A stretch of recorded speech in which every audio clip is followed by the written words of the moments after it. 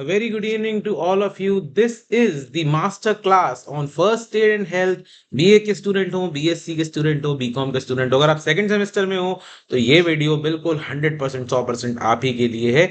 इस वीडियो के माध्यम से हम क्या क्या ट्राई करने वाले हैं, हम सबसे पहले तो ये ट्राई करने वाले हैं भाई कि आपके पेपर के अंदर जो भी सवाल आने वाले हैं उनको आप इजीली सॉल्व कर लो। इसके लिए एक पीडीएफ है, एक प्रेजेंटेशन है जो मैं आपके सामने भी पेश करने वाला हूँ, जो मैं आप लोगों से ऑलरेडी शेयर कर चुका हूँ ग्रुप्स के थ्रू या कैसे भी अलग अलग माध्यमों से। तो आप इसको पढ़ लेंगे तो आपका पेपर आराम से सॉल्व हो जाएगा। वीडियो शुरू करने से पहले आप सबसे रिक्वेस्ट करूंगा कि अगर आपको अपनी आवाज आ रही है, सॉरी, अगर आपको मेरी आवाज आ रही है तो प्लीज एक बार कमेंट में यस लिख दीजिए या हेलो लिख दीजिए, या सबसे बेस्ट रहेगा कि आप अपना नाम और कॉलेज का नाम लिख दीजिए। इससे मुझे पता चल जाएगा कौन कौन से स्टूडेंट्स ज्वाइन हो चुके हैं। तो वीडियो को बिना टाइम वेस्ट के शुरू करते हैं और लगभग 30 मिनट्स के अंदर हम इस वीडियो को निपटा कर कंप्लीट कर लेंगे। चलिए शुरू करते हैं। What is first aid? अच्छा, क्लियर कर दीजिए, मेरी आवाज आ रही है सबको साफ? Okay, thank you so much.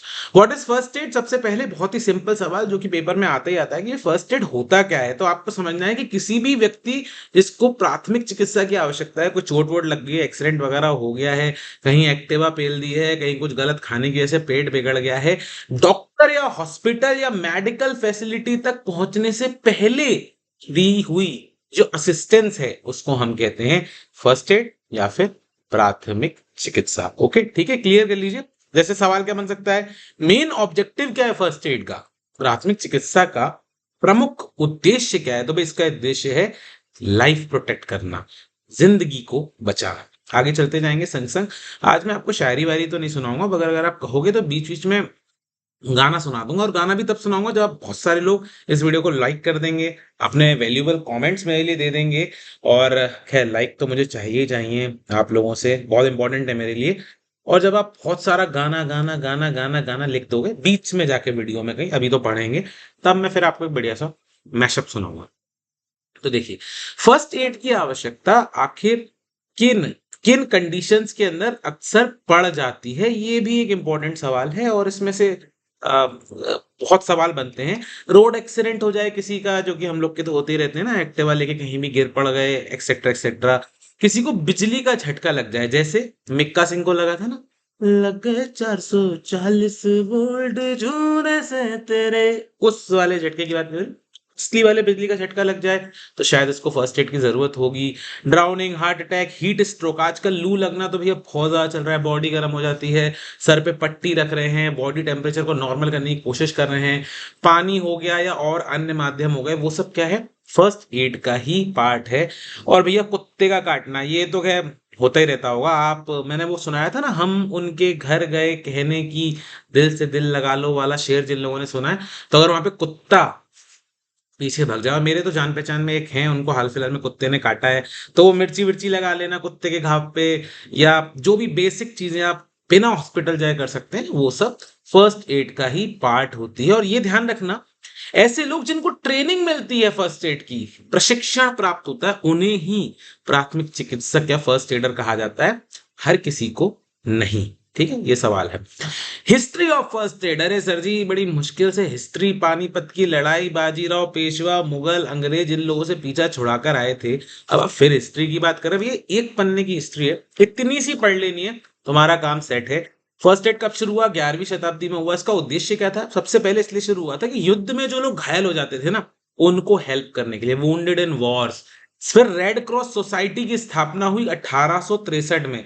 तो ये मैंने आपके लिए यहाँ पे देख के रखा था, red cross red cross red cross, यहाँ पे टाइप कर लेते हैं हम, रेड क्रॉस सोसाइटी। यहाँ पे इमेजेस में जाते हैं, ये जो प्लस का साइन आपने देखा होगा एम्बुलेंस में, हॉस्पिटल में, देखा है ना सबने, सब लोगों ने देखा है ना? यस। तो ये जो प्लस का साइन आप लोग देखते आए हैं, इसको कहते हैं रेड क्रॉस। तो ये कह रहा है कि रेड क्रॉस की स्थापना 1863 में हुई थी, और इसके फाउंडर हेनरी डोनाल्ड थे। देखो, सीधा सीधा ऑब्जेक्टिव क्वेश्चन बन रहा है, कौन सी शताब्दी में फर्स्ट एड की शुरुआत हुई? 11वीं में। क्या ऑब्जेक्टिव था? वुंडेड इन वॉर्स को हेल्प करना था। रेड क्रॉस कब बना? 1863 में बना। फादर ऑफ फर्स्ट एड किसको कहते हैं? हेनरी डोनाल्ड को कहते हैं। और हर साल international red cross day celebrate किया जाता है, इंटरनेशनल फर्स्ट एड डे, यानी कि world first aid day celebrate किया जाता है कब किया जाता है? सेकंड सैटरडे ऑफ सितंबर को। और इसकी एक थीम भी होती है जो मैं आपको इस बार की दिखा देता हूं। First aid in the digital world, ये इस साल की, इस वर्ष की थीम है। किसकी थीम है ये? वर्ल्ड फर्स्ट एड डे 2023 की थीम है, जो कि 14 सितंबर 2024 को मनाया जाना है। तो आप ये ध्यान रखिए, वर्ल्ड फर्स्ट एड 2023 की थी, क्या थी? The world first aid theme is first aid in the digital world. बहुत ही इंपॉर्टेंट है और इसके बारे में वो पूछ लेता है, इतना सवालात कर लिया जाता है। ये ध्यान रखिएगा कि सेकंड सैटरडे, आपसे सवाल करेगा सितंबर के कौन से सैटरडे को वर्ल्ड फर्स्ट एड डे मनाया जाता है? सेकंड को। ओके, सब लोग लिख दीजिए सेकंड। ठीक है, ये मैंने बता रखा है, पीडीएफ में भी ये पढ़ लीजिएगा। टोटल 6 पी बताए गए हैं, मतलब प्रिंसिपल्स हैं, 6 प्रिंसिपल्स हैं या उद्देश्य हैं प्राथमिक चिकित्सा के। इसमें प्रिजर्व, प्रिवेंट कंडीशन, वैसे प्रोटेक्ट, प्रमोट पेन रिलीफ और प्रोवाइड सेफ ट्रांसपोर्टेशन। ये जो है मुख्य उद्देश्य है हमारे फर्स्ट एड के। क्या? लाइफ को बचाओ, प्रिजर्व करो, कंडीशन को बिगड़ने से बचाओ, प्रिवेंट करो, अनकॉन्शियसनेस, मूर्छित, बेहोश होने से रोको, रिकवरी को प्रमोट करो, पेन में रिलीफ लाने का प्रयास करिए, और सेफ ट्रांसपोर्टेशन, किसको? जो व्यक्ति को चोट लगी है उसको सेफली हॉस्पिटल तक ले जाना या सही स्थान तक ले जाना। पता चला किसी को चोट लगी है, ऑलरेडी बेचारा पड़ा हुआ है जमीन पे, आपने उसको उठाया, ऐसे करके डाला ठेले के ऊपर, यूं करके उसको ले आ रहे हैं, ठेला था साउथ की फिल्मों में ले जाते हैं। अब उसका हाथ टकराया रास्ते में ट्रक से, एक ऑटो से टकराया, पता चला और चोटिल हो गया। भाई ऐसा नहीं करना है, सेफ ट्रांसपोर्टेशन प्रोवाइड करना है। भले ही अपनी गोदी में ले जाओ, अपनी खोपड़ी में बैठा के ले जाओ, कहीं ले जाओ, सेफली लेके जाना एक मेन ऑब्जेक्टिव है 6P का। अब जो भारत का जो रेड क्रॉस सोसाइटी है उसने कहा कि देखो हमारे बच्चे जो है ना पढ़ने में थोड़ा सा मन का कम लगता है, तो हम 6 नहीं, हम आपको 4 प्रिंसिपल बता रहे हैं। तो हमारे वालों ने, इंडियन रेड क्रॉस सोसाइटी ने 4 प्रिंसिपल बता दिए, 2 उड़ा दिए। ठीक है, ये 4 हैं, देख लीजिएगा पीडीएफ में। पीडीएफ आप लोगों को ग्रुपों में शेयर कर दूंगा, इसके अलावा लिंक्स दे दूंगा आप लोगों को, वहां से डाउनलोड कर लीजिएगा, इसी के डिस्क्रिप्शन में मिल जाएंगे। फर्स्ट एड के कुछ नियम बताए हैं, आराम से पढ़िएगा, इसको देख लीजिएगा पीडीएफ के माध्यम से। पेपर में आने वाला सवाल है कि किसने बताए हैं? इंडियन रेड क्रॉस सोसाइटी ने बताए हैं। कहां बताए हैं? इमरजेंसी फर्स्ट एड नाम की किताब है, उसके मॉड्यूल 2 में बताए हैं। इसको कहते हैं golden rules of first aid. क्या कहा है? फर्स्ट एडर को कहा है, जो प्राथमिक उपचार करता है, कि भैया काम रहना है। काम मतलब शांत रहना है, ऐसे नहीं कि घबरा जाओ, "अरे मैया मर गो जे तो चाहे कोई ना बचा रहो अब", ऐसे नहीं भाई, काम रहिए, हिम्मत रखिए, सोच के चलिए कि नहीं ये व्यक्ति बचेगा या इस व्यक्ति को मैं मदद कर सकता हूं। ये बहुत सारी चीजें, कॉन्सोलेशन जैसे एक चीज, धैर्य बंधाना। कोई व्यक्ति बेचारा जमीन पे पड़ा है, उसके चोट लगी हुई है, आप उससे कह रहे भाई तू मरेगा नहीं, अभी नहीं मरेगा, लेकिन 10 मिनट बाद मर जाएगा, भाई अब तुझे कुछ नहीं बचा सकता, अब तुझे दवा की नहीं दुआ की जरूरत है। तो अगर ऐसी बातें करेंगे तो नॉर्मली वो व्यक्ति जो है और ज्यादा डिमोटिवेट होगा, और डिमोटिवेशन में रिकवरी तो आप जानते हैं इम्पॉसिबल हो जाती है। ये सारे पॉइंट पढ़ के जाना। पेपर में इसके ऊपर बहुत सवाल आता है कि एक व्यक्ति जिसको चोट लग गई, उसका जो मूवमेंट है वो कैसा होना चाहिए? मिनिमम मूवमेंट देना है उसको, अकेले नहीं छोड़ना है। फर्स्ट एड किट आपके पास होनी चाहिए, किट नहीं है किट है, इसको ध्यान रखिएगा। तो ये बेसिक सी चीजें हैं, पढ़ लीजिएगा, देख लीजिएगा, बहुत सिंपल है। फर्स्ट एडर कौन होता है? पीछे हमने पढ़ा पहली स्लाइड में, ट्रेंड व्यक्ति जो होता है प्राथमिक चिकित्सा में, उसे हम प्राथमिक चिकित्सक कहते हैं। और ये एक ह्यूमन होता है और सोशल वर्कर है, एक सामाजिक कार्यकर्ता जो किसी की जान बचा सकता है। ठीक है, चलिए, एक फर्स्ट एडर की क्या क्या क्वालिटी होनी चाहिए वो इस वाली स्लाइड से डराइव की गई है। जैसे यहाँ पे काम होना चाहिए, दूरदर्शी होना चाहिए, फुर्तीला होना चाहिए, एक डिसीजन मेकर होना चाहिए, कंफ्यूज रहेगा तो क्या फायदा होगा, सिंपैथेटिक होना चाहिए, उसके अंदर सहानुभूति होनी चाहिए, सहनशीलता, सॉफ्ट स्पोकन होना चाहिए। अगर वो गाली दे दे के किसी को फर्स्ट एड दोगे तो फिर क्या ही होने वाला है, ये सब आप देख लीजिएगा। आपके पेपर में सवाल आएगा इनमें से कौन सी फर्स्ट एडर की क्वालिटी नहीं है, और उसमें कह देगा घबराहट, तो घबराहट तो फर्स्ट एड की क्वालिटी नहीं है। Anger is not a quality of a first adder. तो ये सब चीजें आप देख लीजिएगा। एक एक्ट है गुड समारिटन एक्ट 2016, सामरी कहते हैं। जो व्यक्ति फर्स्ट एड दे रहा है या किसी की मदद कर रहा है उसको सामरी कहते हैं। तो कह रहे हैं कि उसकी रक्षा की जाना चाहिए, देखभाल उसका कर्तव्य है, कुछ चीजें पॉइंट कह दी। दूसरा ये कहा कि वो व्यक्ति जो है ना उसको परमिशन लेना जरूरी है। मतलब मान लीजिए मैं अगर किसी एक्सीडेंट में हूं, मतलब हो गया है मेरे साथ, तो मुझे फर्स्ट एड देने से पहले आपको अनिवार्य है कि आप मुझसे परमिशन लें। ऐसा नहीं है कि जबरदस्ती आप मुझे फर्स्ट एड देंगे, अगर मुझे आवश्यकता नहीं है तो भी आपको परमिशन लेना एब्सोल्युटली इंपॉर्टेंट है।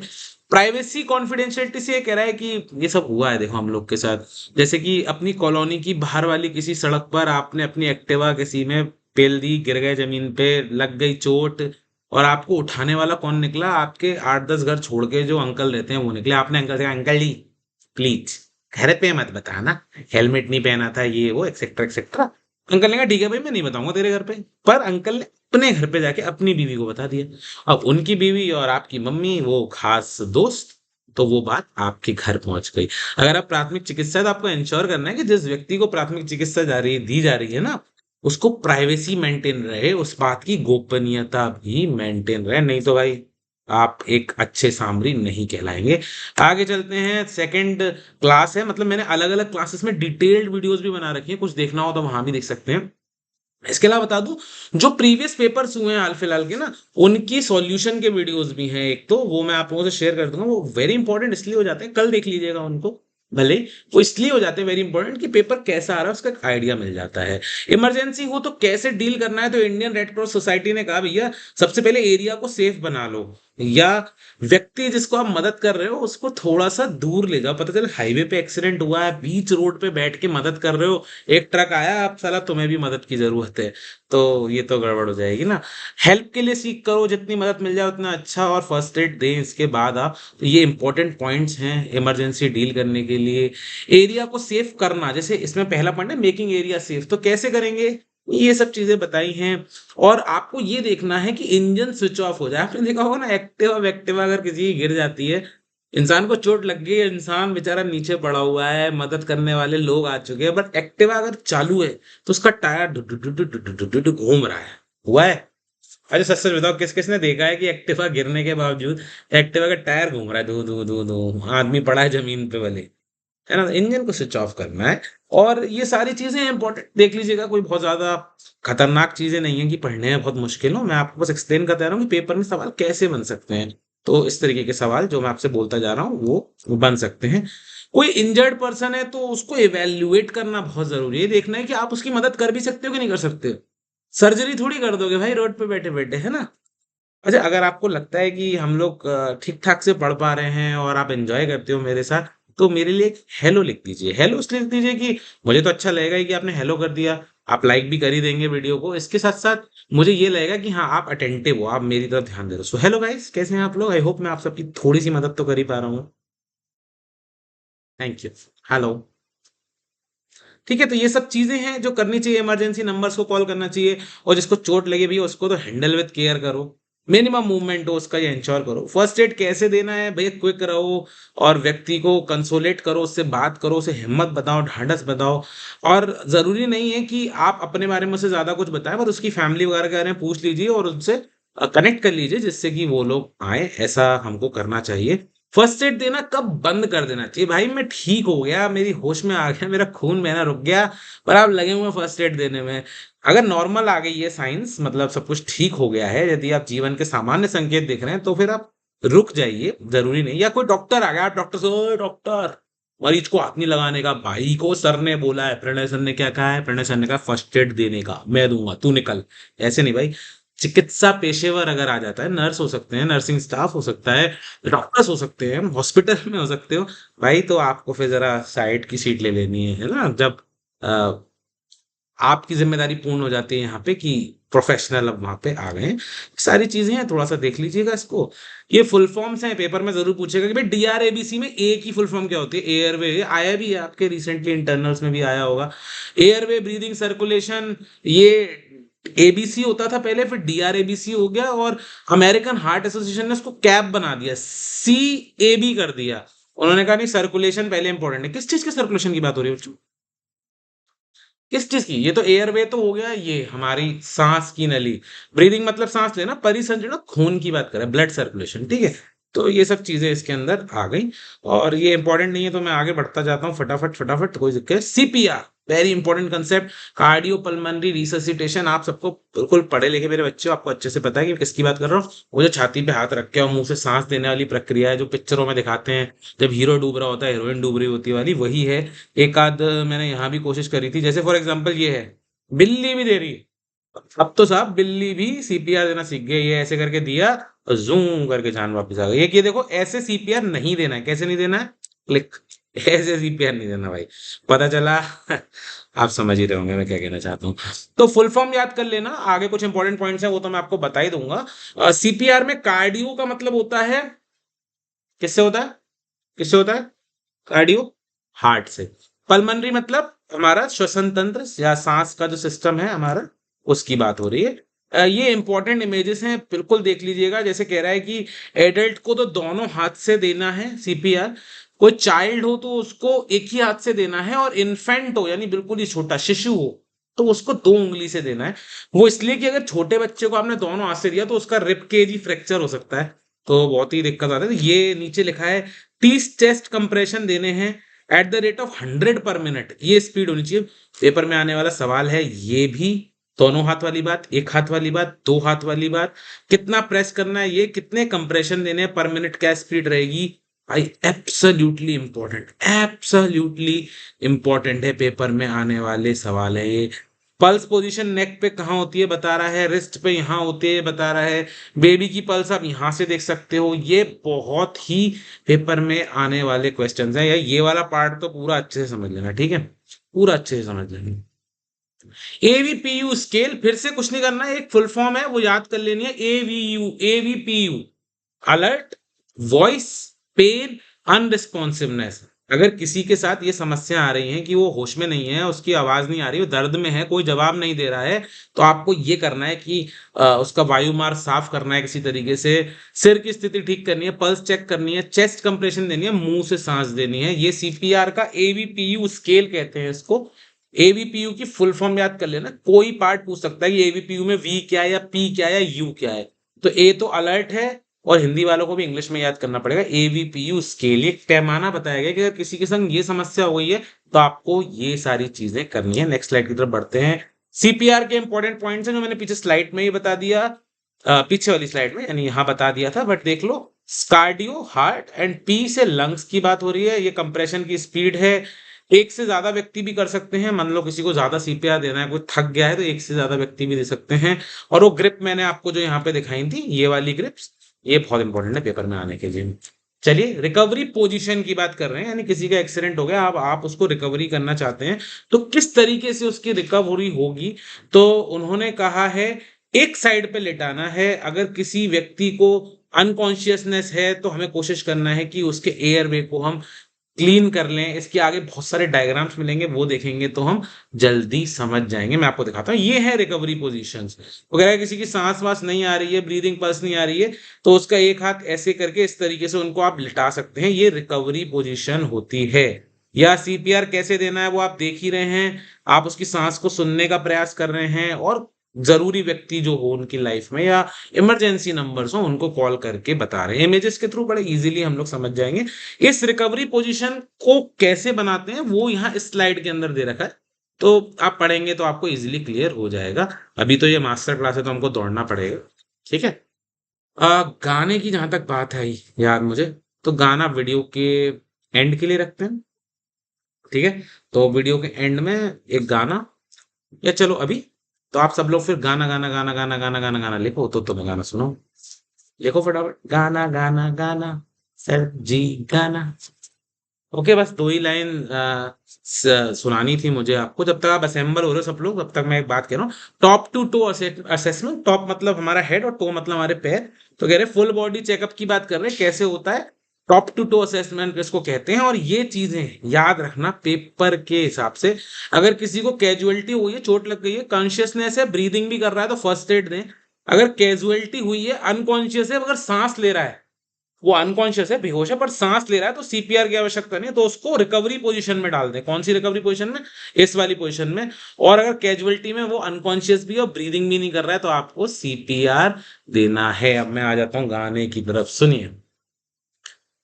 तो आजकल वो गाना चल रहा है ना, तन्हा बदन तन्हा है रूह नम मेरी आंखें रहे, आजा मेरे तू रूबरू। सुना है ना आप सब लोगों ने? सुना है? फिर से ट्राई करते हैं। तन्हा बदन तन्हा है रूह नम मेरी आंखें रहे, आजा मेरे तू रूबरू, जीना नहीं बिन तेरे ओ सजनी रे। कैसे कटे दिन रात, कैसे हो तुझसे बात, तेरी याद सताए रे ओ सजनी रे। कैसे कटे दिन रात, कैसे हो तुझसे बात, तेरी याद सताए रे। चलिए, ये तो आपको केवल थोड़ा-सा डाइवर्ट करने के लिए था। डाइवर्ट इसलिए कि पढ़ते-पढ़ते बोर हो जाते हैं। अरे thank you so much, thank you so much. आजकल बड़ा वायरल चल रहा है और मेरा बड़ा ही फेवरेट सॉन्ग है दोनों ही। तो बस सजनी रे और सजनी सजनों सब आ जाओ लाइन से वापस, पढ़ाई शुरू करते हैं। फर्स्ट एड किट क्या होती है? ऐसी किट जिसके अंदर फर्स्ट एड देने की जो भी चीज़ें हैं, जैसे क्या रखा है इसके अंदर, डिटॉल हो सकता है, ये है, ये सब चीज़ें हो सकती हैं। तो फर्स्ट एड किट इसको कहते हैं। एक तो चीज़ और पढ़ लेना, एक तो पीपीई किट। पीपीई किट क्या थी मैं आपको याद दिला देता हूँ, अगर आपको ध्यान नहीं हो तो। पीपीई किट लिख रहा हूँ यहाँ। इसको कहते हैं पीपीई किट। ये कोरोना के टाइम पे जो पहननी पड़ रही थी बहुत सारा, इसको कहते हैं personal protection equipment. Full form याद रखना, पेपर में आ सकती है। ओआरएस, ओआरएस का घोल, ये सुना होगा। ओआरएस, ओआरएस का घोल, ये आता है। देखो इसी के ऊपर लिखा रहता है ओरल रिहाइड्रेशन सॉल्ट या ओरल रिहाइड्रेशन सॉल्यूशन। ये आपको बिल्कुल भाई याद रख लेना है। ओआरएस का फुल फॉर्म पक्का पेपर में पूछ रहा है। सीपीआर की फुल फॉर्म बहुत ही इंपॉर्टेंट है। क्या क्या होना चाहिए, ये सारी चीजें मैंने आपको यहाँ पे दिखा दी है। फर्स्ट एड किट के अंदर क्या क्या होना चाहिए, अलग अलग शेप साइज की हो सकती हैं।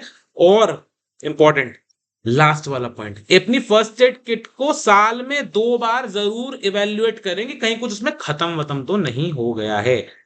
बेसिक हाइजीन यानी साफ सफाई के कुछ इंपॉर्टेंट पॉइंट्स बताए गए हैं। एक तो यहाँ पे देखो ग्लोबल हैंड वॉश डे की बात कर रहे हैं। 15 अक्टूबर को हर साल मनाया जाता है हाथ धोने का भी दिवस। बताओ साहब क्या क्या दिवस है? मुंह धोने का दिवस और हाथ धोने, पता नहीं क्या क्या पढ़ना पड़ता है, बड़ी दिक्कत वाली बात है, लेकिन पढ़ लो चलो, अब तो पेपर पास है, अच्छा हो जाएगा तो फिर बार बार याद है। ग्लोबल हैंड वॉश डे 15 अक्टूबर।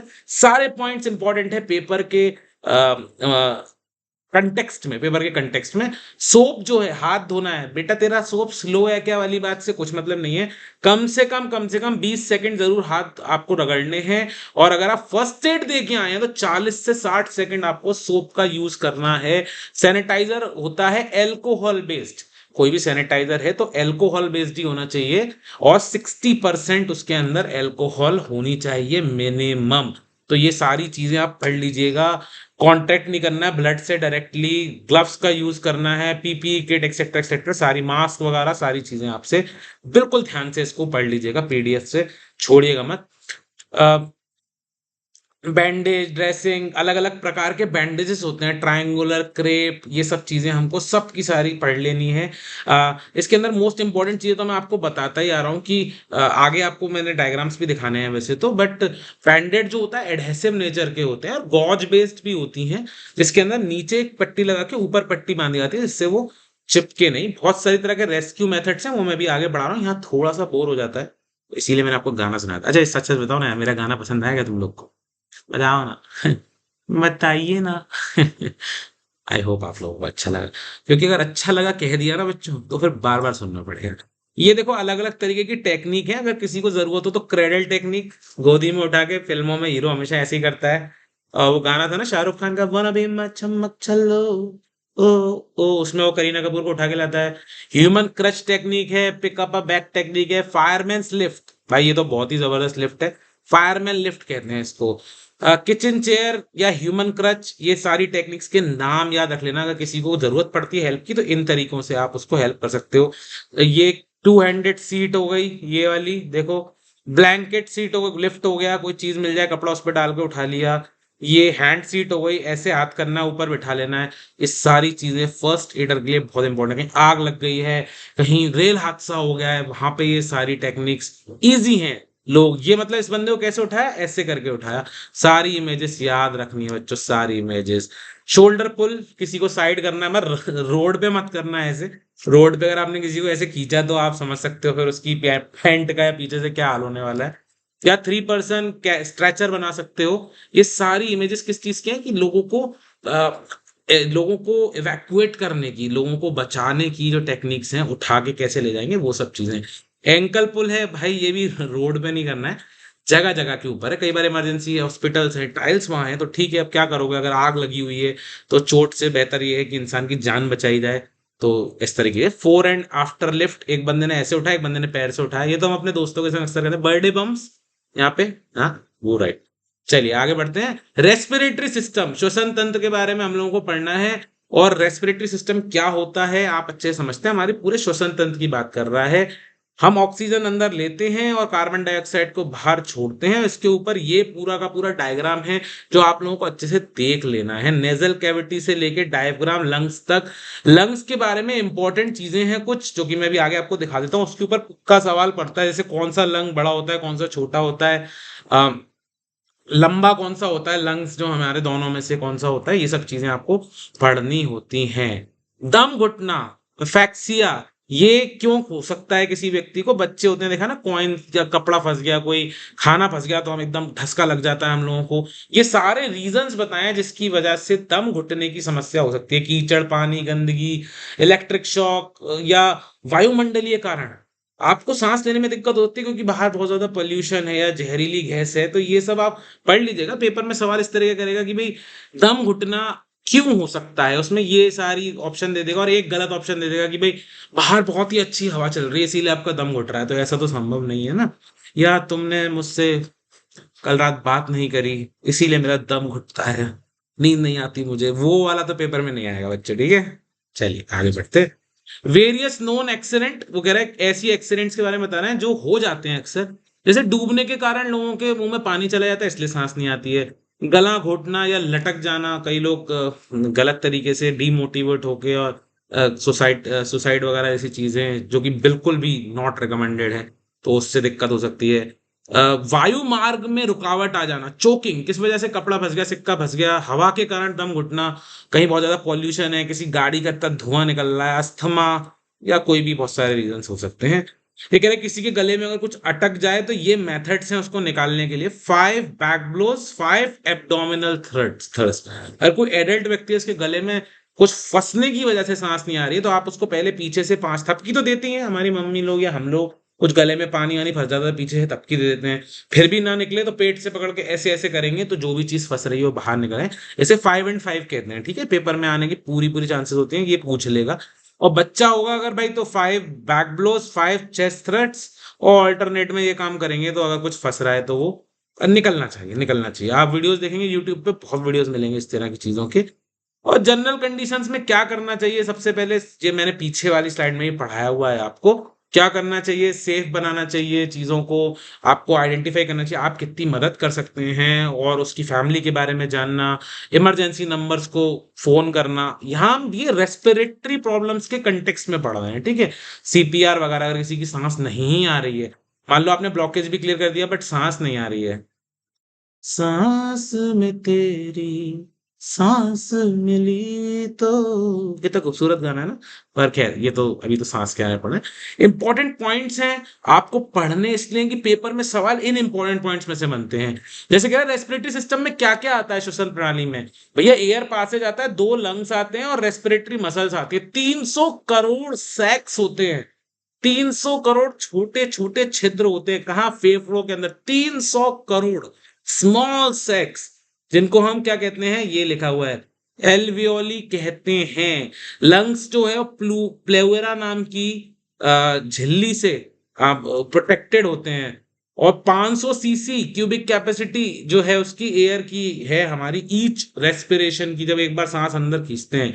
हाइपोथर्मिया, बिल्कुल पेपर में आएगा सवाल। हाइपोथर्मिया किसे कहते हैं, ऐसी कंडीशन जब बॉडी का टेम्परेचर ज्यादा कम हो जाए तो उसे हाइपोथर्मिया कहते हैं। अगर बॉडी का टेम्परेचर ज्यादा ठंडा हो जाए तो उसको कहते हैं हाइपोथर्मिया। पेपर में सवाल करे अपने वायु मार्ग को साफ करने के लिए सबसे बेहतर तरीका कौन सा है, कफिंग है करके हम लोग कर देते हैं।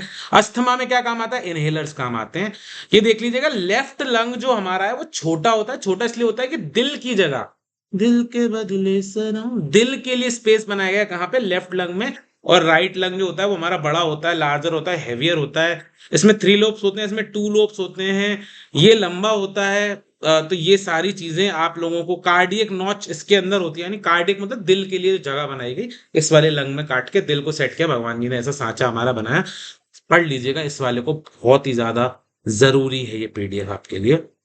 First aid heart and circulatory system के बारे में है, तो अब इसमें पूरा हार्ट के बारे में बताया। इंपॉर्टेंट पॉइंट देखो, फटाफट दिखा देता हूं मैं आपको। ये पढ़ लेना कि ऑक्सीजन युक्त जो रक्त है वो हृदय से शरीर में जाता है, मतलब हार्ट टू बॉडी जाता है ऑक्सीजनेटेड, और फिर डीऑक्सीजनेटेड ब्लड जो होता है वो उल्टा जाता है दिल की तरफ। यानी हमारा दिल हमारे शरीर को ऑक्सीजन युक्त खून प्रदान करता है, और जो वापस खून आता है बॉडी से सर्कुलेट होके वो ऑक्सीजन डीऑक्सीजनेटेड होता है। नॉर्मल बीपी हर पेपर में पूछा जाता है। नॉर्मल बॉडी टेम्परेचर 98.6 या 98.4, क्या सही है बताइए जरा। 98.6 है बॉडी टेम्परेचर नॉर्मल, या 98.4 है? बुखार नॉर्मल कितना होता है? 98.6 होता है। 4 चैम्बर होते हैं दिल के, हमारे हार्ट के। एक व्यक्ति में 5 से 6 लीटर खून होता है। और ये सारे पॉइंट्स अच्छे से पढ़ लेना, इसमें से एमसीक्यू ना बने तो भाई मेरा नाम तो मत बदलना, अच्छा खासा है बट इट्स वेरी इंपॉर्टेंट, ठीक है। ये सब सारी पढ़ लीजिए। हार्ट के chamber, red oxygen rich, blue oxygen poor blood.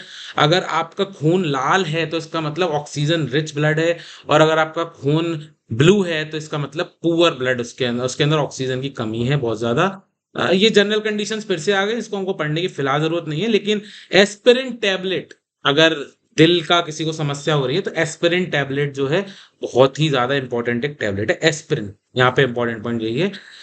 Important point ये पढ़ लीजिए, कार्टिरॉइड आर्टरी, ये नॉर्मल पल्स रेट 60 से 100 के बीच में होनी चाहिए। पूरा का पूरा, पूरा का पूरा ये वाला पीडीएफ जो है वो आपको मेन पॉइंट्स बता रहा है एमसीक्यू रिलेटेड, तो आप प्लीज कर लीजिए। अगर किसी को 15 मिनट से अधिक छाती कंधे में दर्द होता है, भारी पसीना वगैरह आता है ना, तो भाई वो अलार्मिंग सिचुएशन है, आप लोगों को देखते चलना है। वुंड्स एंड इंजरीज, घाव और चोटों के बारे में कर रहे हैं। मैं ज्यादा टाइम नहीं लूंगा क्योंकि मैं आप लोगों से पीडीएफ शेयर कर रहा हूं, तो आप उसमें से पढ़ लीजिएगा। इंपॉर्टेंट इंपॉर्टेंट बातें बता रहा हूँ कि कई तरह की चोटें हो सकती हैं। अब्रेशन, घिस्सा लगना, चोट लग जाना, पंचर यानी आर पार हो जाना किसी चीज को, ये सारी की सारी जो है, घर्षण, चीरे, चोट, पंचर, विच्छेदन यानी अलग ही हो जाना किसी चीज का, ये सब आपको पता होनी चाहिए कौन सी क्या क्या होती है। ये डायग्राम है, इस डायग्राम को फॉलो कर लीजिएगा। देखो कील घुस गई, आए है मेरे तो हाथ में दर्द होने लगा देख के। अच्छा, आप लोग अगर मेरे साथ बने हुए हैं तो प्लीज एक बार यस सर लिख दीजिए। बोलो यस सर, बोलो नहीं मतलब लिखो यस सर। ओके ठीक है, अपन अब्रेशन वगैरह कई सारी चीजें, क्रैश इंजरी, ये सारी चीजें आपको पता होनी चाहिए। इंजरी से रिलेटेड इंपॉर्टेंट पॉइंट्स इस वाली जगह पे हैं, जिसमें मोस्ट इंपॉर्टेंट आपको बता देता हूं कि 20 मिनट से ज्यादा ना हैवी ब्लीडिंग नहीं होनी चाहिए। और चेस्ट इंजरीज में तो भैया सीपीआर की जरूरत है। अगर छाती में किसी के चोट लग गई है, एब्डोमिनल इंजरीज हैं, क्रैश इंजरीज हैं, क्रैश इंजरी मतलब टकराने की वजह से हो गई हैं, एब्डोमेन मतलब पेट की रिलेटेड है, ये सारी की सारी जितनी है ना, हेड इंजरी भैया ये तो आपको पता है, सिर में चोट लाइफ थ्रेटनिंग होती है, तो हमको सिर की चोट तो खास ध्यान देना है। अ, अगर किसी का 1.2 लीटर से ज्यादा खून लॉस हो जाता है तो उसको हाइपोवॉलेमिक शॉक कहते हैं। कार्डियोजेनिक शॉक, किसी का हार्ट ही फेल हो रहा है तो उसको कार्डियोजेनिक शॉक कहते हैं, मतलब ऐसा एक्सीडेंट हुआ जिसकी वजह से ये समस्याएं हैं। तो ये नाम बता दिए, हिंदी इंग्लिश दोनों है। घृषण, ऊपर से घिस्सा लग जाना, एब्रेशन कहते हैं इंग्लिश को, है ना। तो अगर एम्प्यूटेड पार्ट है, बहुत खतरनाक बात बोल रहा हूँ ध्यान से सुनना, अगर किसी के चोट में किसी का हाथ कट गया है, पैर कट गया है, तो आपका फर्ज बनता है एज अ फर्स्ट एडर कि आप उस कटे हुए हिस्से को प्लास्टिक बैग में रख के कहीं इसको प्रोटेक्ट करते हैं। तो यार ये सब चीजें आपको ध्यान से पढ़ लेनी है। नोज ब्लीडिंग अगर किसी की हो रही है, क्या करेंगे, पेपर में सवाल आया था पिछली बार, नॉस्ट्रल्स को पिंच करेंगे 10-15 मिनट के लिए, तो वो रुक सकता है वो ऑटोमेटिकली खून। तो ये सब इंपॉर्टेंट पॉइंट्स हैं। सर आप कहोगे सबको इंपॉर्टेंट बोल रहे हो, बट ये पीडीएफ बहुत मेहनत से बनाई, बहुत शॉर्ट में बनाई हुई है। इसके साथ अगर आप वीडियो देख लोगे प्रीवियस ईयर के सॉल्यूशंस का, और जो लेटेस्ट पेपर हुआ है ना राजा महेंद्र प्रताप यादव यूनिवर्सिटी का, वो भी मैं आपसे शेयर करने वाला हूँ। इतना देख लोगे ना भाई, काम बन जाएगा तुम लोग का। चौधरी चरण सिंह यूनिवर्सिटी का भी है मेरे पास, वो भी मैं शेयर कर दूंगा आपसे। बोन्स जॉइंट्स एंड मसल्स के बारे में स्लाइड है, स्लाइड नंबर 53 है। अभी हमें 15 स्लाइड और कंप्लीट करनी है, 10 मिनट में कंप्लीट कर लेंगे भाई। बहुत इंपॉर्टेंट है, आपको देखना है। ये तो पता ही है 206 हड्डियां होती हैं। स्कल, खोपड़ी 22 बोन्स की बनी होती है, 22 बोन्स की। Vertebral column consist of 33 small pieces. Paper में सवाल पूछा उसने इसी वाले में, अभी जो राजा महेंद्र प्रताप के में हुआ था। ये मेरी स्लाइड ना आपको पक्का काम आने वाली है। जॉइंट्स जो होते हैं, जोड़ हमारे होते हैं बॉडी के, कैसे कैसे होते हैं? बॉल एंड सॉकेट जॉइंट, ये नहीं देखो बॉल, इसको बॉल कहते हैं, बॉल की शेप की है, घुटने हो गए। हिंज जॉइंट, ग्लाइडिंग जॉइंट्स, ये सब आपको भैया याद करने हैं, सब के सब याद करने हैं। कोई चीज समझ में नहीं आ रही है तो आप गूगल मारो, सीधे लिखो बॉल एंड सॉकेट जॉइंट, और अगर आप बॉल एंड सॉकेट जॉइंट लिख लेंगे तो आपको बता देगा कि शरीर में, जैसे मैं आपको हिंज जॉइंट्स या ग्लाइडिंग जॉइंट्स के बारे में बताता हूँ। तो हम गूगल करते हैं, यहाँ लिखते हैं ग्लाइडिंग जॉइंट्स। देखो ये दिखा दिया इसने, ग्लाइडिंग जॉइंट्स कौन से होते हैं हमारे शरीर, जो ऐसे ऐसे ग्लाइड कर सकते हैं ना, वो ग्लाइडिंग जॉइंट्स होते हैं। या आपको मैंने बताना है ball and socket joints. Simple ऐसे गूगल करिए और समझिए कि ball and socket joints human की बॉडी में कहाँ कहाँ होते हैं, जो ऐसे घुमा सकते हैं। This is all ball and socket joints, okay ठीक है। इसकी इमेजेस मैं आपको ग्रुप में ही पोस्ट कर दूंगा। स्वेलिंग, सूजन क्यों आ जाती है, कैसे आ जाती है? फ्रैक्चर होने में सूजन एक सामान्य लक्षण है। मोच आ जाना या डिसलोकेशन, डिसलोकेशन मतलब टूटना नहीं, बस एक हड्डी का, मसल का अपनी जगह से इधर उधर हो जाना। तो ये सब चीजें जो हैं आपको पढ़ लेनी है। इसमें से सवाल थोड़े कम आते हैं, बट देखो ये वाली जो स्लाइड थी, यहाँ से सवाल आने के पूरे पूरे चांस हैं। इसके चांस है, इसके चांस है, ये सब इंपॉर्टेंट स्लाइड्स ही हैं। ये थोड़ा सा नॉन इंपॉर्टेंट है क्योंकि आपको कुछ सवाल छोड़ने का ऑप्शन मिलता है। ये शोल्डर डिसलोकेशन बता रहा है। नॉर्मल तो भैया ऐसा होता है, ये अंदर की तरफ हो गया तो एंटीरियर डिसलोकेशन है, बाहर की तरफ हो गया तो पोस्टीरियर डिसलोकेशन हो जाता है। लोग तो कई फिल्मों में आपने देखा होगा ऐसे करके सेट कर लेते हैं, और ऐसे करके सेट हो भी जाता है। लिंक दे दिया भाई, क्लिक करना लिंक को, सीधे जाओगे आप क्रोम पे या आपका जो भी डिफॉल्ट ब्राउजर होगा। ये इस तरह से कोई लोहे की या लकड़ी की फट्टी बांध के किसी हड्डी अगर टूट जाती है, साला बहुत खतरनाक वीडियो है वो है, फोटोग्राफ आप देख सकते हो। पर अगर किसी की हड्डी टूट जाती है तो इस तरीके से उसको आप ट्रांसपोर्ट कर सकते हो हॉस्पिटल तक व्यक्ति को। और ये ओपन और क्लोज दो तरीके के फ्रैक्चर होते हैं, ध्यान रखना। अगर हड्डी बाहर आ गई है तो ओपन फ्रैक्चर है, और हड्डी बाहर नहीं आई है तो वो एक क्लोज्ड फ्रैक्चर है। नर्वस सिस्टम, हमारे ब्रेन की बात हो रही है, पूरा का पूरा याद करके जाना है कि ब्रेन जो होता है उसमें स्पाइनल कॉर्ड होती है। ब्रेन मशरूम की शेप का होता है और 1300 से 1400 ग्राम का होता है, मतलब भेजा निकाल के भी किसी ने किया है, बट ये मेन चीज है। इसके अंदर cerebrum, cerebellum and brain stem, तीन हिस्से होते हैं, याद कर लेना। मेन स्ट्रक्चर ब्रेन का है। नर्वस पार्ट के दो सिस्टम है, सेंट्रल नर्वस सिस्टम और पेरिफेरल नर्वस सिस्टम, है ना। ये सब एकदम आपको पता होना चाहिए, इनके ऊपर से सवाल आपसे कहेंगे। एपिलिप्सी यानी मिर्गी के बारे में कह रहा है, तो मिर्गी की बीमारी आप सबको पता ही है, मुझे लगता है इसके ऊपर सवाल आएगा, आप आराम से कर ले जाएंगे। लास्ट कुछ स्लाइड्स की तरफ है, डाइजेस्टिव सिस्टम की बात आ गई है। तो डाइजेस्टिव सिस्टम क्या होता है, कैसा होता है? तो पाचन तंत्र में सबसे पहले जो सवाल पूछा जाता है वो पूछा जाता है कि खाने का जो डाइजेशन है वो कहाँ से शुरू होता है? कोई बताना चाहेगा? ये वीडियो अभी ऑलरेडी अपना 38 मिनट्स का हो गया, 5-7 मिनट में खत्म करना है क्योंकि मैं ज्यादा लंबा नहीं ले जाना चाहता। खाने का जो पाचन है वो सीधे हमारे मुंह से ही शुरू होता है, मुंह में ही वो ब्रेकअप होना शुरू हो जाता है। माउथ में 32 टीथ होते हैं, 2 जॉज होते हैं हमारे, है ना, 2 जबड़ों में विभाजित होते हैं, 16-16 हमारे दांत होते हैं। पढ़ लीजिएगा इसको अच्छे से, डायरिया के बारे में बताया गया है। लिवर शरीर का सबसे बड़ा आंतरिक अंग है जो इंसुलिन को बनाने में, विनियमन द्वारा पाचन में महत्वपूर्ण भूमिका निभाता है। ठीक है, इंसुलिन बनाने में नहीं, इंसुलिन के रेगुलेशन में, पेनक्रियास के थ्रू है ना इंसुलेशन, इंसुलिन। तो डायबिटीज आपको पता होना चाहिए, टाइप 1 टाइप 2 डायबिटीज शुगर की बीमारी होती है। ये हमारे मुंह का जबड़े का शेप बताया है कि ऊपर 16 दांत, नीचे 16 दांत, ये ऊपरी जबड़ा वो नीचे जबड़ा, ये पूरा डाइजेस्टिव सिस्टम बता दिया है। यहाँ इंपॉर्टेंट पॉइंट लिखे हैं, देखो ORS, curd, medical attention. ORS घर पे कैसे बनेगा? 1 लीटर वाटर में 8 टीस्पून शुगर डाल दो और एक टीस्पून सॉल्ट डाल दो, मिक्स करो, रेडी हो गया आपका। ये पूरा डाइजेस्टिव सिस्टम बेसिक बेसिक पढ़ के जाना। वैसे तो जितनी बातें मैंने पीछे बोली है ना, मुझे लगता है कि क्वालिफाइंग नेचर का एग्जाम है, क्वालिफाइंग होने लायक हो गया है, लेकिन अगर सवाल कुछ टफ आ जाए तो इन्हें भी छोड़ के नहीं जाना। स्किन, हमारे शरीर का सबसे बड़ा ऑर्गन है। ध्यान रखिएगा, पेपर में सवाल आएगा, स्किन सबसे बड़ा ऑर्गन है और हमारे शरीर का कुल वजन का 15% जो है, 15% स्किन का होता है। उसकी मोटाई बताई गई है और ये बताया गया है कि कौन सी लेयर को क्या कहते हैं, सबसे भारी लेयर जो होती है स्किन की, ऊपर एपिडर्मिस होती है, अंदर डर्मिस होती है, फिर हाइपोडर्मिस होती है।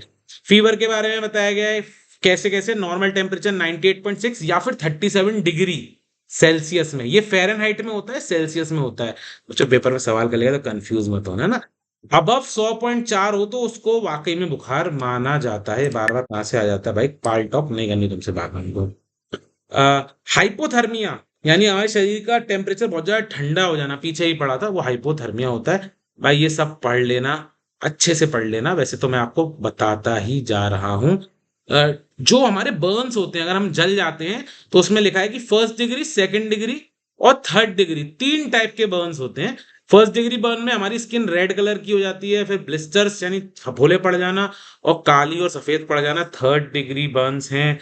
Other types of sunburn हो जाता है। भाई तुम सब लोग तो वो कपड़ा वपड़ा बांध के निकलते होगे, लड़कियां तो सारी हमारी सनस्क्रीन लगाती होंगी आप लोग, तो वो सब चीजें इसके अंदर कह रहा है, यूज ऑफ सीपीआर, एलिवेशन वगैरह, बेसिक बेसिक पॉइंट्स हैं। एनिमल बाइट हो जाए, सांप अगर किसी को काट जाता है ना तो मुंह से उसका विष निकालने का प्रयास नहीं, नहीं नहीं नहीं भाई, अगर सांप काट जाए तो मुंह से विष नहीं निकालना है, नो। वो तो फिल्मों में ही बस टार्जन कर पाता है, ऐसा कुछ नहीं करना है। लीचेस पता होंगी आपको, किसके बारे में बात हो रही है, जोंक की बात हो रही है। जोंक चिपक जाए तो क्या करना है, तो आप कहोगे सर क्या ही पढ़ा रहे हो आप, बट ठीक है, पढ़ाना पड़ता है। एनिमल बाइट की बात कर रहा है, तो एनिमल बाइट के बारे में वही चीजें हैं कि उसकी जो वैक्सीन्स हैं, अगर कोई कुत्ता काट जाए, कोई सांप काट जाए, सांप काटने के केस में जनरली हम रस्सा बांध के उस एरिया को छील के थोड़ा सा ब्लड जो कंटेमिनेटेड है उसको निकालने की प्रयास करते हैं। डूज एंड डोंट्स दे दिए हैं, आप स्वयं पढ़ लीजिएगा, मैं इसको एलोबरेट नहीं करूंगा। कुत्ते को डिस्टर्ब क्यों ही करना है ना, वो बैठा है आराम से और साला उसका नाम ही कुत्ता है, तो कुत्ते को क्यों छेड़ना, वो तो कुत्तापना करेगा ही। ठीक है, देख लीजिएगा, अच्छी इमेज है, आपको हेल्प मिलेगी।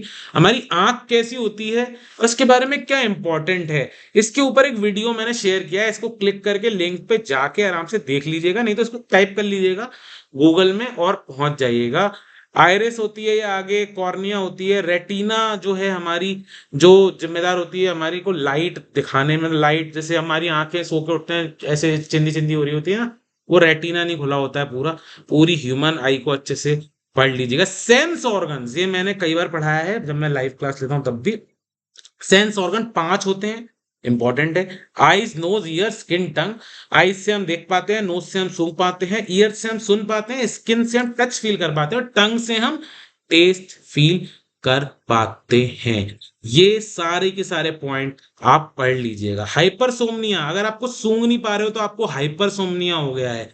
फर्स्ट एड क्या क्या दे सकते हैं सेंस ऑर्गन के केस में वो बता रहे हैं, तो जनरल बातें हैं, लेकिन इसमें इंपॉर्टेंट ये है कि 5 सेंस ऑर्गन्स हैं। इसके अलावा सेंस ऑर्गन जो हैं वो आपको ठंडा गर्म इसकी और महसूस, स्मेल, ये सब बताते हैं। हाइपरसोमनिया और कलर ब्लाइंड जो व्यक्ति होता है वो रेड और ग्रीन कलर के बीच में डिफरेंसेस नहीं समझ पाता है।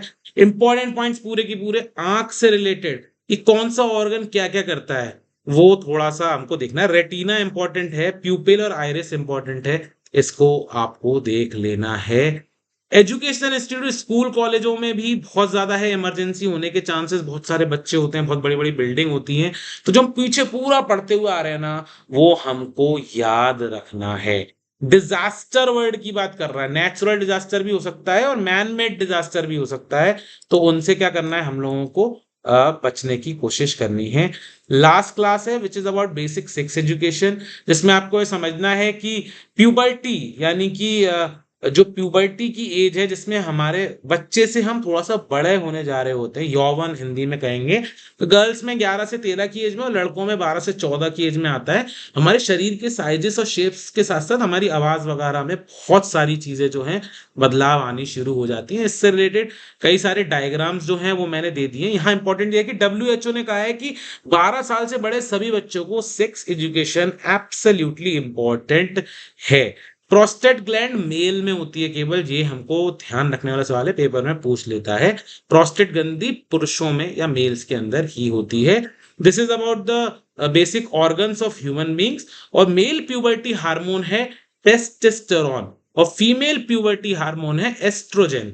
तो मतलब जब मेल जो है बच्चा लड़का वो बड़ा हो रहा होता है तो उसकी बॉडी में टेस्टोस्टेरोन, और जब लड़की बड़ी हो रही है तो उसकी बॉडी में एस्ट्रोजन हार्मोन जो है उसका सिक्रेशन शुरू हो जाता है। ये प्रेगनेंसी रिलेटेड इंपॉर्टेंट स्लाइड है, प्लीज इसको देख लीजिएगा और अपने घर में मम्मी से भी बात कर सकते हैं, वो आपको आपके बारे में बड़ी अच्छी अच्छी बातें बताएंगे। पर थोड़ा सा आप ये देख लीजिएगा कि 40 वीक की प्रेगनेंसी होती है, 37 वीक से पहले प्री मैच्योर है, ये सारी चीजें आपको यहाँ पे बताई गई हैं। बर्थ कंट्रोल पिल 72 घंटे के अंदर लेने वाली चीजें, और बेबी फर्स्ट हार्ट बीट जो होती है 8 वीक पे आती है, या कितना वजन बढ़ जाता है किसी माँ का प्रेगनेंसी के दौरान। इस स्लाइड को अच्छे से समझ के जाइएगा। सेक्सुअली ट्रांसमिटेड डिसीजेस जैसे एड्स की बात कर रहे हैं हम लोग, एड्स की full form acquired immunodeficiency syndrome, याद रखना है। LGBT lesbian gay bisexual and transgender, अब तो एलजीबीटी क्यू प्लस हो गया है ये सारी चीजें है ना आप लोगों को अच्छे से समझ के जानिए, क्योंकि पेपर में आपके सवाल आ ही सकता है।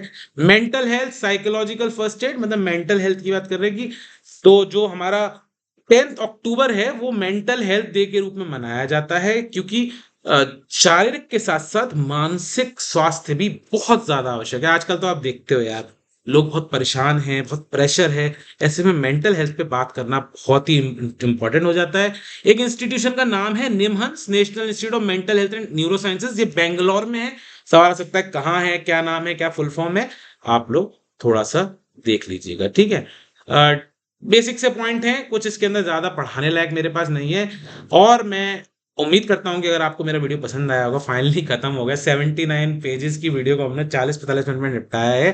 तो ग्रुप्स को आप लोग देख लीजिएगा, उसमें मैं सारी की सारी आपको पीडीएफ डाल दूंगा, और एक बार कहूंगा बाय लिख दीजिएगा मेरे को, and I see you again very soon. Video को बंद करता हूँ ऑलरेडी क्योंकि बहुत लंबा हो चुका है, और see you guys, see you once again in your colleges, on YouTube, everywhere, and please subscribe the channel for more. Bye guys, take care. 46 minutes. Sorry, but see